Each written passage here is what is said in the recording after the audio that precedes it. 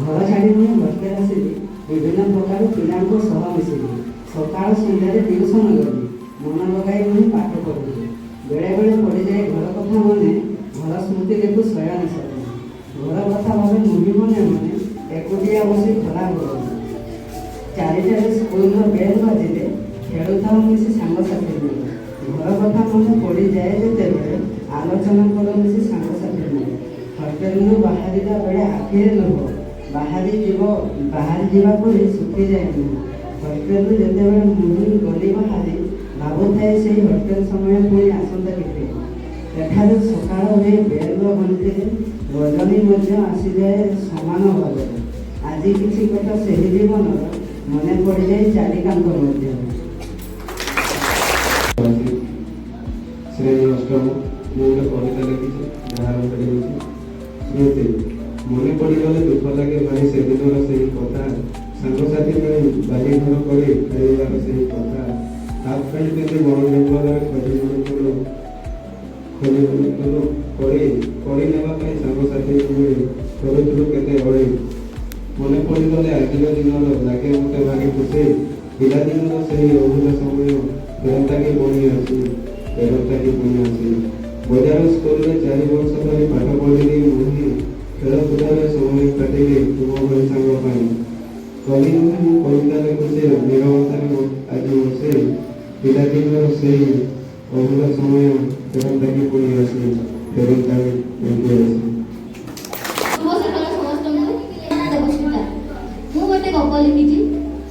गपर ना हूँ बनानी मन कथा गंजाम जिला आसिका ब्लॉक अंतर्गत गुनिगाड़ी ग्रामर एक ब्राह्मण परिवार रे जन्म लेथिबा बनानी रो स्वप्न बहुत बड़ से परिवार रो सबुठारु सान मात्र गोटे माँ भली तार काम से ता सान भाई को ता जीवन बेसी भल पाए ता स्वप्न थिला सैनिक हेबार कौन कारण से सैनिक हो पारिला नहीं मात्र ता बापा भाया डाक्तर है से दिन स्कूल बाट दे गला बेले देखिला कि जे से तार गोटे सांग सहित मो नाम कार्तिक महतो मो फ्रेंड सप्तम पढ़े मातृभाषा ऊपर कविता लिखी मातृभाषा आमर तारा आकाश जल मल मार मिठा डाक शुणी मन हुए खुशी टलमल अक्षर फूल फुटे तार स्नेहर सुगंध भारी गप कविता गीत हसी हसी शुणे सभी फेब्रुआरी 21 आसे आसी कहे भाषा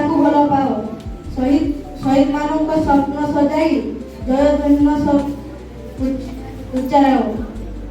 ଓଡ଼ିଆ ଆମର ଗର୍ବ ଧ୍ୱଜ, ମାଟିର ମହକ ନେଇ ହାତରେ ହାତ ଧରି ଗାଉ ଆଜି ଭାଷାର ଗୀତ ହସି ଦେଇ।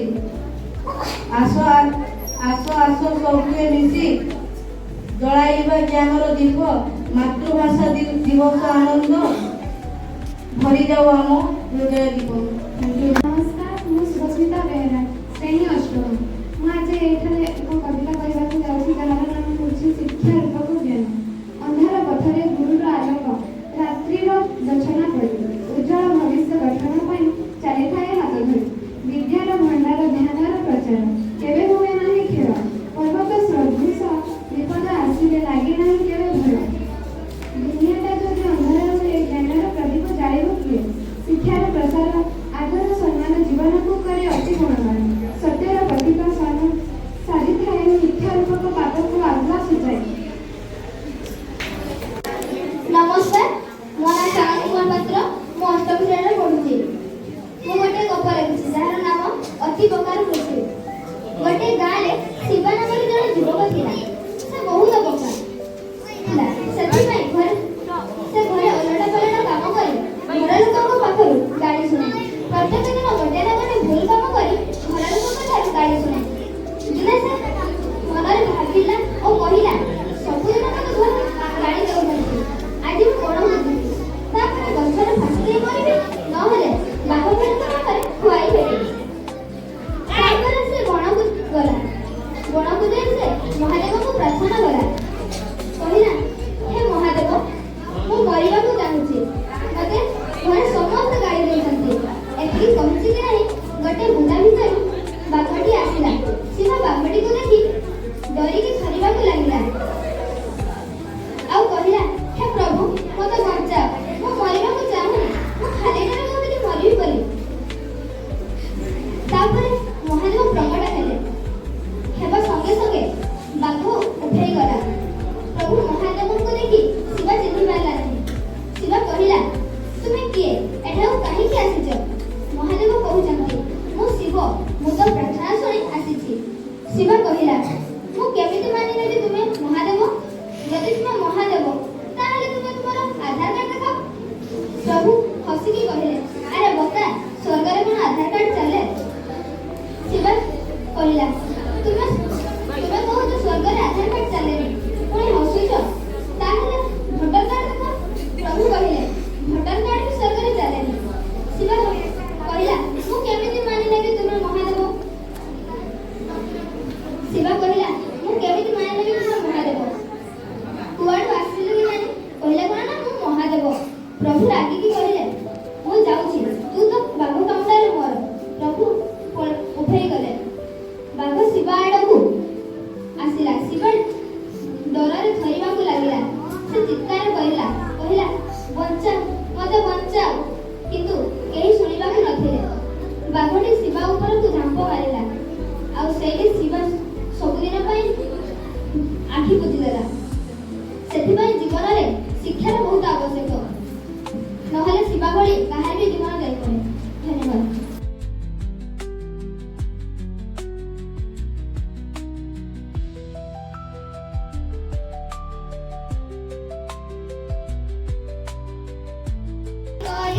ଲକ୍ଷେ ଜନ୍ମକୁ ଆଣିବ ହାତେ ଧରେଇ ଦଉ।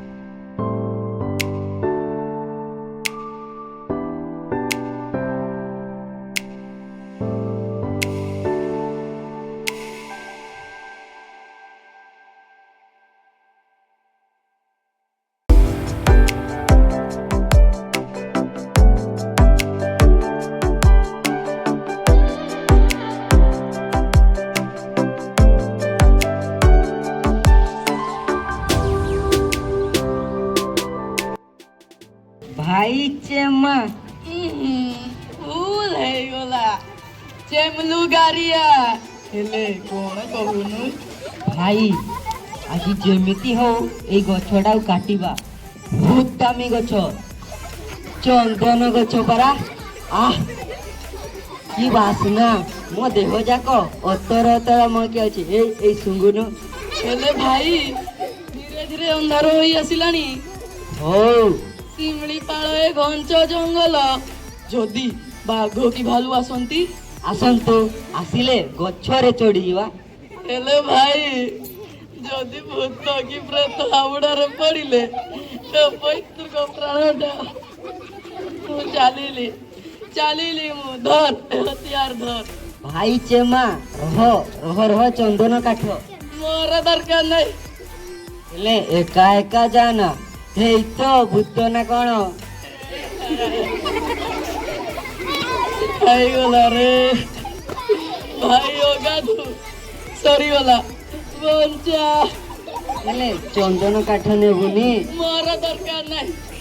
ମୋ ନାଁଟା ତ ବିକୃତ କରି ଡାକି ପାଉଛୁ, ହେଲେ କାମ ବେଳକୁ ଶୁଣୁ। ସେଇଥିପାଇଁ ପରା ଅଗାଧୁ ନା। ମତେ ରଗାନା, ଯିବୁ ଯଦି ଯା। ହଉ ଯାଉଛି।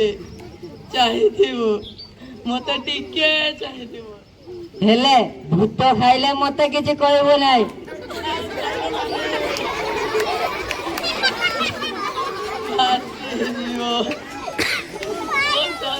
ମୋଟା ନାଚି ଉଠୁଛି ରେ। ଲୋ ଚମ୍ପିବ, ଏ ଘର ବନସ୍ତର ତତେ ମୁଁ ଫେରିବି, ଆଉ ତ ଚନ୍ଦ୍ର ବଦନ ଦେଖିବି। ତୋର ସେ ଚନ୍ଦ୍ର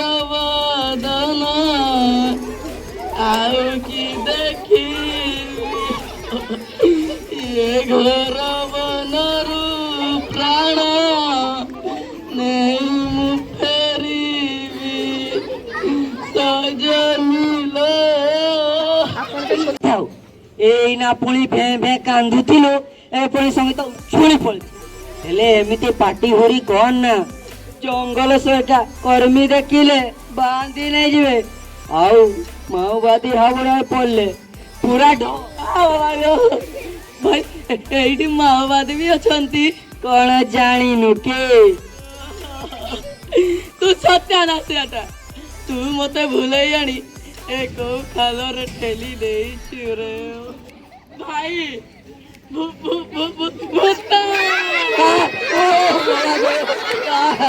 କାଇଗଲା ରେ ଚାଲ ଚାଲ ଏଠୁ ପଳେଇବା ତୁ ପରା ଭୂତକୁ ଡରୁନି ଚାଲ ଚାଲ ଏଠୁ ପଳେଇବା କାଇଗଲା ଭାଇ ଚନ୍ଦନ କାଠ ରଖ ଚନ୍ଦନ କାଠ ତୋ ପାଖ ରଖ ମୋ ଚାଲିରେ ଭାଇ ରହ